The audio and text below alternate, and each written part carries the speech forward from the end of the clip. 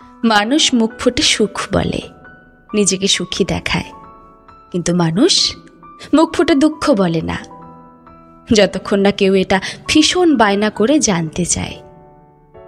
নিজেকে সুখী দেখানো খুব সহজ, তাই মানুষ তার চোখ, মুখ, কাজ, লেখা এবং বাস্তবে কিংবা ভার্চুয়ালে সব কিছুতেই নিজেকে ফ্লেক্সিবল দেখায়, স্ট্রং দেখায় এবং সবাই এটাই দেখে। কিন্তু দুঃখ দেখানো ভীষণ কঠিন, দুঃখ জানাও কঠিন। দুঃখ সবাইকে বলা যায় না, মন খারাপের কারণ সবাইকেই বলা যায় না। কেমন আছিস এর জবাবে সত্যি ভালো নেই এটাও লেখা যায় না। দুঃখ বলার জায়গাটা কমফোর্ট জোন হতে হয়, সোনার আকতি থাকতে হয়, হাতে সময় থাকতে হয়, ধৈর্য থাকতে হয়, চোখে শীতলতা থাকতে হয়।